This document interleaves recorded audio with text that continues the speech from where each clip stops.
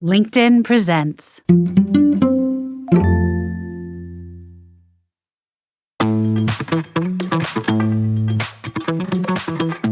Good morning. I'm Michael Kovnat, and this is the Next Big Idea Daily.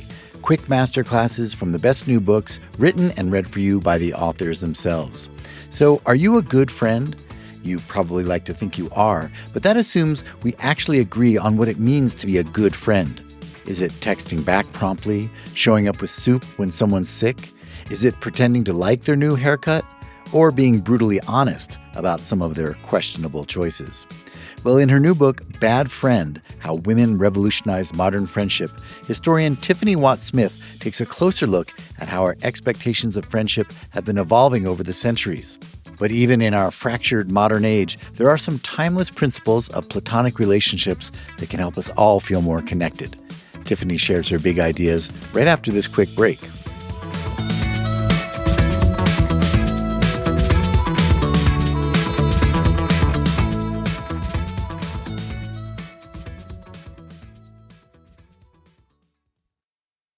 From LinkedIn News, I'm Leah Smart, host of Everyday Better, an award-winning podcast dedicated to personal development. Join me every week for captivating stories and research to find more fulfillment in your work and personal life. Listen to Everyday Better on the LinkedIn Podcast Network, Apple Podcasts, or wherever you get your podcasts.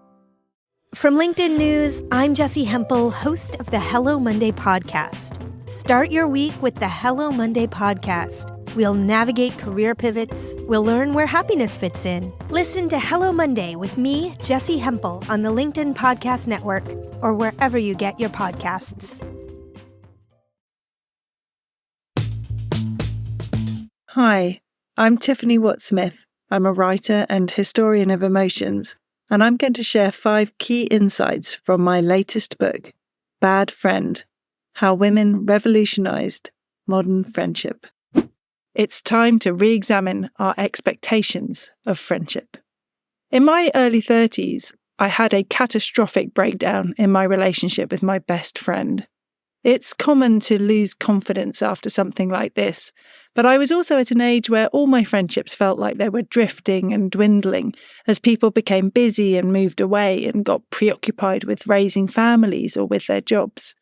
We live in a world where images of friendship, particularly female friendship, are often highly glamorous and aspirational.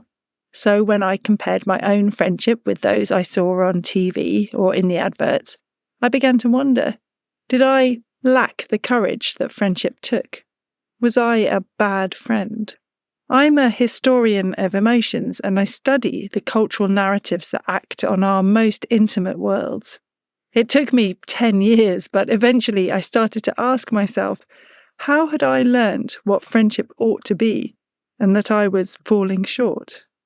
I learned that since Aristotle, philosophers had glorified romantic, lifelong friendships between men as the truest friendship. In the 19th century, women's friendships were elevated even higher than that, their bonds celebrated as the pinnacle of empathy and tender love. Other, more ordinary friendships, ones which might be transient or based in pragmatic usefulness or neighbourly convenience, or might be marred by ordinary frustrations and arguments, were looked down on. I think it's time to re-examine what we think true friendship is. Today we live in an age of loneliness, and at the same time, social scientists believe that as families live further apart and marriage rates decline, our friends will become our primary supports. There has never been a more important time to make our expectations of friendship more reasonable and expand our understanding of what friendship is and where we find it. There are more ways to be friends than we think. Some languages have precise words to capture the different kinds of friends. The Mosi of Burkina Faso talk of Rimintaga, friendship between neighbours, and Tudantaga, the friendship you have with someone you grew up with who has since moved away, and Zudu, which is a very intimate friendship. In Russian, there are different words for your very close friend, and then the kind of friend you might meet up with a few times a year, and then the kind of friend who you might have met a few times but you don't know much about their life yet. When I first started writing about friendship, I wished English also had these finely grained words. But ultimately, I came to value the capaciousness and possibilities in the English word friend.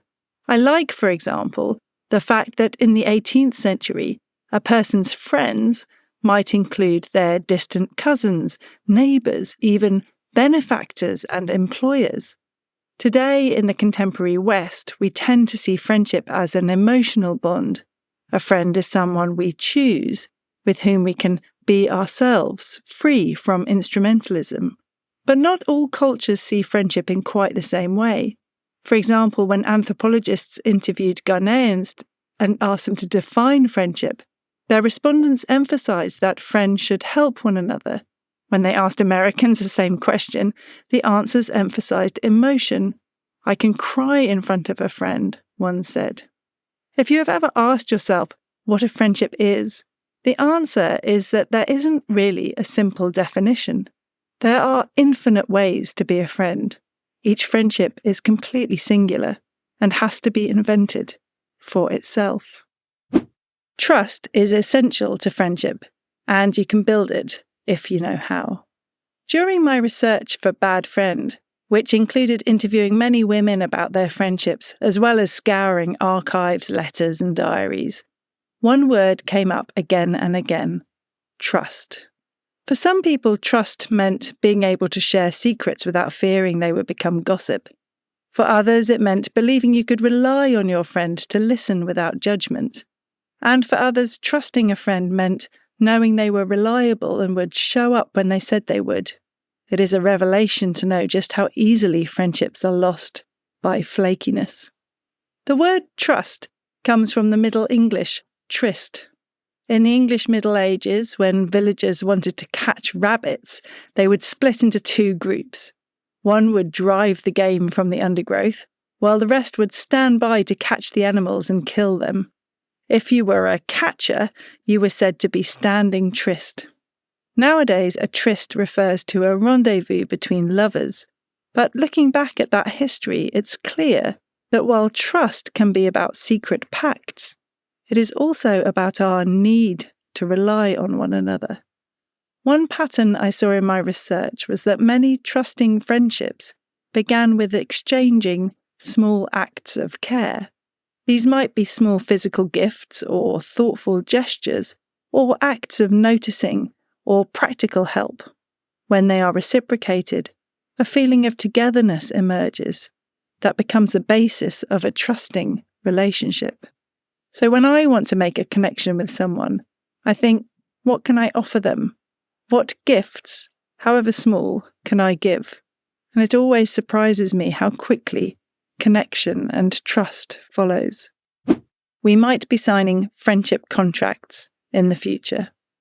In my early 30s, around the same time as my catastrophic friendship breakdown, I became friends with my neighbour, Jan. She was in her 70s and had no family or even other friends. She developed dementia in the time we knew each other, and as her health declined, I became involved supporting her care.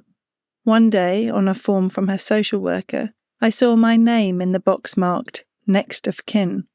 It was strange to see how our friendship had shifted to a new semi-legal relationship, one with distinct responsibilities. Because of this experience, I began to interview many women who had formed legal contracts with friends, from owning property together to holding power of attorney. And from the legal philosopher Natasha Groover, I also learned about the idea that we might, in the future, sign up to friendship contracts akin to civil partnerships, where friends might clarify their shared rights and responsibilities.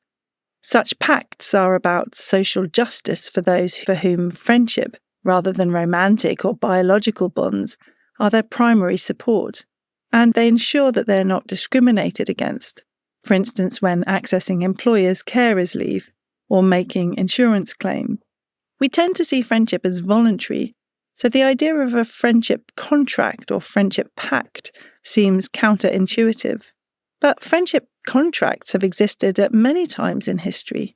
In 13th century Iberia, amidst political turmoil, friends publicly swore allegiance to each other.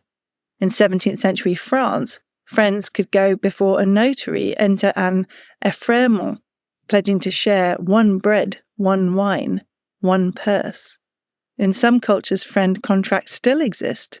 For example, in northern Cameroon, young Aku women select a Beledo friend who pledges to support her through life's major transitions. Amid the multiple intersecting crises we face in the 21st century, we may well find ourselves needing to make more resilient and pragmatic bonds with friends, and turning to contracts to help us do so. There are no perfect friendships, only good enough ones.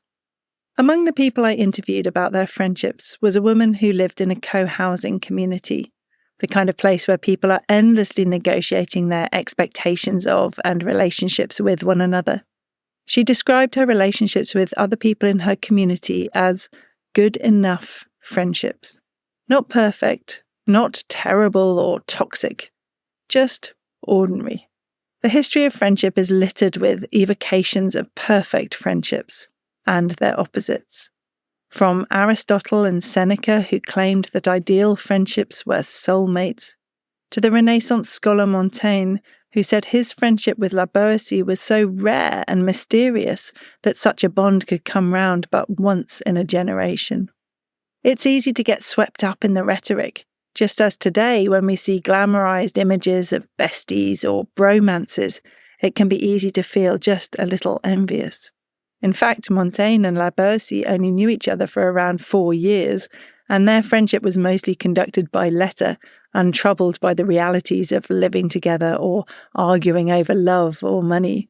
Perhaps even they were not the ideal friends they and generations of scholars after them have imagined them to be. In a world where friendship can be easily idealized, and where those who fail to live up to the hype can be dismissed as toxic, it is important to hang on to the value of being good enough as a friend. Sometimes a friend will astonish you with their kindness and loyalty, and sometimes a friend will disappoint or confuse you. And sometimes you will wonder at how connected you feel, and other times you might feel frustrated by the yawning gaps between your lives. Friendship takes great strength from being forged in difficulties as well as pleasures. And so it is in the flawed and the imperfect that we find the real meaning of friendship. Thank you, Tiffany. Okay, everyone, you can get a copy of Bad Friend wherever you get your books. That's our show for today. If you got something out of it, please leave us a rating or review in your podcast player. We really appreciate it. And head over to the App Store to download the Next Big Idea app. It'll give you access to thousands of big ideas right in your pocket. I'm Michael Kovnat. Hope to see you tomorrow.